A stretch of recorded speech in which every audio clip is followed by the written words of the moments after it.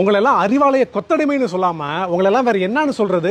அம்மா அவர்கள் கொண்டு வந்த உன்னதமான திட்டம் லேப்டாப் திட்டம். அந்த லேப்டாப் திட்டத்தை கொச்சைப்படுத்துற மாதிரி ஐடி விங் ஒரு வேலையை பார்த்துட்டு இருக்கு.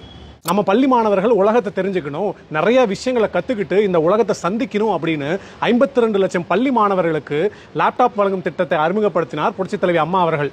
கோவிட் பெருந்தொற்று சமயத்துல கூட அந்த லேப்டாப் திட்டத்தை கைவிடல. ஆனா இந்த ஸ்டாலின் அவர்களின் அரசாங்கம் 4.25 வருஷம் லேப்டாப் தராம கரெக்டா எலெக்ஷன் நேரத்தில் லேப்டாப் தராரு. எதிர்கட்சிகள் இந்த லேப்டாப் நாடகத்தை விமர்சிக்க ஆரம்பிச்சோம்னா இவங்க புதுசா ஒரு ரூட்டை கையில் எடுத்திருக்காங்க. அவங்க கொடுத்த லேப்டாப் வெறும் கோர் ஸ்டுடியோ ப்ராசஸர் தான். ஆனா நாங்க கொடுத்தது i3 ப்ராசஸர். அவங்க வெறும் 4GB ரேம், நாங்க 8GB ரேம் அப்படின்னு கம்பேரிசன் வீடியோ பண்றாங்க.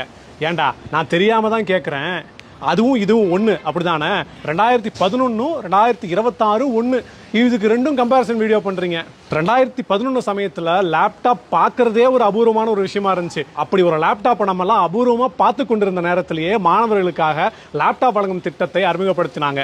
அந்த டைம்ல என்ன ப்ராசஸர் என்ன ஜெனரேஷன் டாப்ல இருந்துச்சோ அதை லேப்டாப்ல பொருத்தி கொடுத்தாங்க. ஆனா நீங்க இப்ப கொடுத்துருக்கீங்கல்ல 10 லட்சம் மாணவர் லேப்டாப், அந்த i3 ப்ராசஸர் 2012ஆம் ஆண்டு i3 ப்ராசஸர் ரிலீஸ் ஆச்சு. எப்படி 2012ல ரிலீஸ் ஆன i3 ப்ராசஸரை 2026ல கொடுத்துட்டு நீங்க லேட்டஸ்ட் லேப்டாப் கொடுக்குறீங்கன்னு விட்டே போடுற ஒரு பீலா.